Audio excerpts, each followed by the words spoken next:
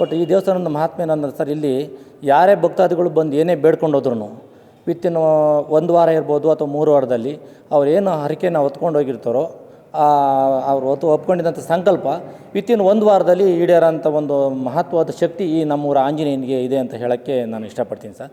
But ಮದುವೆ ಆಗಲ್ಲ ಅಂತ ಭಕ್ತಾದಿಗಳು ಬಂದು ಬೇಡ್ಕೊಂಡು ಹೋದರೆ ವಿತಿನ್ 1 ವಾರ ಅಥವಾ 3 ವಾರದಲ್ಲಿ ಅವ್ರು ಮದುವೆ ಆಗಿರೋದು ಉಂಟು. ಮತ್ತು ಮಕ್ಕಳಾಗದಿದ್ದವ್ರು ಬಂದು ಇಲ್ಲಿ ಬೇಡ್ಕೊಂಡು ಹೋಗಿರೋರಿಗೆ ಮಕ್ಕಳಾಗಿದ್ದು ಉಂಟು. ಹೆಚ್ಚಿಗೆ ಅಂತಂತ ಹೇಳಬೇಕು ಅಂದರೆ ವಿಶೇಷವಾಗಿ ರಿಯಲ್ ಎಸ್ಟೇಟ್ ಮಾಡೋರು ಇಲ್ಲಿ ಏನಾದರೂ ಒಂದು ನಮ್ಮ ಆಂಜನೇಯನ ಮುಂದ್ಗಡೆ ಬಂದು ಸಂಕಲ್ಪ ಮಾಡ್ಕೊಂಡು ಹೋದರೆ ಸರ್ 100ಕ್ಕೆ 100% ಈ ನಮ್ಮ ಆಂಜನೇಯನ ಶಕ್ತಿಯಿಂದ ಅವ್ರ ಕೆಲಸಗಳು ಈಡೇರ್ತವೆ ಅನ್ನೋದು ನಮಗೆ ಗೊತ್ತಿರೋಂಥ ಸಂಗತಿ ಸರ್. ನಾನು ಒಂದು 45 ವರ್ಷಗಳಿಂದ ಇಲ್ಲೇ ವಾಸ ಮಾಡ್ತಾಯಿದ್ದೀನಿ. ಈ ಸುತ್ತಮುತ್ತಲ ಗ್ರಾಮದ ವಾಸ ಮಾಡ್ತಕ್ಕಂಥ ಜನಗಳಿಗೆ ಆಂಜನೇಯ ಸ್ವಾಮಿ ದೇವಸ್ಥಾನ ಅಂತ ಹೇಳಿದ್ರೆ ಭಾರಿ ಭಕ್ತಿ. ಇಲ್ಲಿ ನಾವು ಬಂದಂಥ ಭಕ್ತಾದಿಗಳು ಏನೇ ಬೇಡಿಕೊಂಡ್ರೂ ಅದನ್ನು ನೆರವೇರಿಸ್ತಾನೆ ನಮ್ಮ ಆಂಜನೇಯ ಸ್ವಾಮಿ ದೇವಸ್ಥಾನದಲ್ಲಿ ನೆರವೇರುತ್ತೆ ಅಂತ ಹೇಳ್ತೀನಿ. ಹಾಗೆಯೇ ನಮ್ಮ ಕೃಷ್ಣಮಾಚಾರಿ ಪ್ರಧಾನ ಅರ್ಚಕರು ಸುಮಾರು 90ನೇ ದಶಕಗಳಿಂದ ಇಲ್ಲಿ ಪೂಜೆ ಮಾಡ್ತಾಯಿದ್ದಾರೆ. ಅವರು ಮತ್ತು ಅವರ ಮಗ ಅಶೋಕ್ ಮೂರ್ತಿಯವರು, ಶ್ರೀನಿವಾಸ್ ಅವರು ಬರ್ತಕ್ಕಂಥ ಭಕ್ತಾದಿಗಳಿಗೆ ಯಾವುದೇ ರೀತಿ ತೊಂದರೆ ಆಗದಿರಂಗೆ ಅವ್ರಿಗೆ ಪೂಜೆ ಪುನಸ್ಕಾರಗಳು ಮಾಡಿಕೊಡ್ತಾ ಇರ್ತಾರೆ. ಹಾಗೆ ಈ ದೇವಸ್ಥಾನದಲ್ಲಿ ಸಾಯಂಕಾಲದ ಸಮಯದಲ್ಲಿ ಸುಮಾರು ಒಂದು 2,000 ಜನಕ್ಕಿಂತ ಹೆಚ್ಚಿಗೆ ಇಲ್ಲಿ ಪ್ರಸಾದ ರೂಪದಲ್ಲಿ ಊಟ ಸ್ವೀಕರಿಸೋಕ್ಕೆ ಪ್ರತಿದಿನ ಬರ್ತಾಯಿರ್ತಾರೆ. ಅದೊಂದು ಹೆಮ್ಮೆಯ ವಿಚಾರ. ಈ ನಮ್ಮೂರಿನ ಗ್ರಾಮಸ್ಥರು ಶ್ರೀನಿವಾಸ ರೆಡ್ಡಿ ಅವರು, ನಮ್ಮ ಎಮ್ ಎಲ್ ಎ ಸತೀಶಣ್ಣವರು ಇದಕ್ಕೆಲ್ಲ ಕೈ ಜೋಡಿಸಿ ಮಾಡ್ತಾಯಿದ್ದಾರೆ.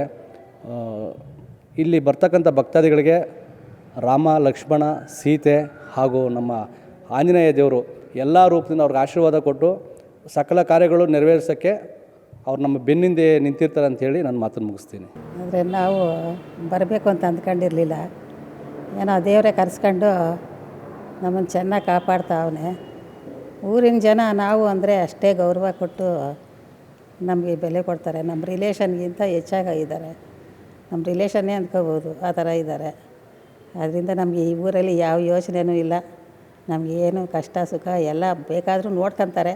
ತುಂಬ ಚೆನ್ನಾಗಿದ್ದಾರೆ, ಒಳ್ಳೆ ಜನ. ಬಂದಿದ್ದಕ್ಕೆ ನಾವು ಚೆನ್ನಾಗಿದ್ದೀವಿ, ನಮ್ಮ మక్కలు ಚೆನ್ನಾಗಿರ್ತಾರೆ ಅಂತ ನಾವು భావనే అಷ್ಟೇ. నేను బెంగళూరుకి వచ్చి దాదాపు 14 ఇయర్స్ అవుతుంది. కానీ ఇక్కడి హొంగసాంధ్రాకి వచ్చి 5 ఇయర్స్ అవుతుంది మ్యారేజ్ అయిన తర్వాత. సో ఈరోజు యానివర్సరీ అని విజిట్ చేద్దామని టెంపుల్కి వచ్చాము. ఈ టెంపుల్కి వస్తే చాలా ప్లెజెంట్గా ఉంటుంది, మైండ్ రిలాక్స్గా ఉంటుంది. ఇక్కడ వాతావరణం కూడా చాలా బాగుంటుంది, పూజలు కూడా బాగా చేస్తారు. ఇక్కడ వచ్చి వెళ్ళిన వెంటనే ఆ రోజంతా చాలా బాగుంటుంది. ఇక్కడ నమ్మకం ఏమంటే ఏదైనా కోరుకుంటే అది కంపల్సరీ జరుగుతుందని అందరూ నమ్ముతారు. అది నేను కూడా నమ్ముతాను. నాకు బాగా నచ్చిన దేవుడు అంటే ఆంజనేయ స్వామి, తర్వాత వెంకటేశ్వర స్వామి మా ఇంటి దేవుడు. సో అకేషనల్లీ వస్తూనే ఉంటాము, వారం 2 రోజులకు ఒకసారి. చాలా బాగుంటుంది. మీరు కూడా వచ్చి దర్శించుకుంటే మంచి జరుగుతుందని నమ్ముతున్నాను. Thank you. मेरा नाम गगन है. हम लोग उड़ीसा से हैं और यहाँ पे रहते हैं, नज़दीक ही रहते हैं. तो मंदिर में आते हैं बहुत बार. तो कभी मन को शांति मिलता है, आत्मा शांति मिलता है. बहुत सारे भगवान का मंदिर है यहाँ पे. तो पूजा भी अच्छा से होता है यहाँ पे. आप लोगों से भी अनुरोध है, आइए मंदिर पे और अपना मनोकामना पूर्ण कीजिए. ನಾವು ಕೋಲಾರಿಂದ ಬಂದಿರೋದು ಈ ಕಡೆ ಬಂದು 13 ವರ್ಷ ಆಯಿತು. 13 ವರ್ಷದಿಂದ ಇದೇ ಟೆಂಪಲ್ಗೆ ನಾವು ಅಕೇಶ್ನಲ್ಲಿ ಬರ್ತಾನೆ ಇರ್ತೀವಿ, ವಿಸಿಟ್ ಮಾಡ್ತಾನೆ ಇರ್ತೀವಿ. ತುಂಬ ಬ್ಲೆಸ್ಡ್ ಆಗಿದೆ ಇಲ್ಲಿರೋ ನಮಗೆ.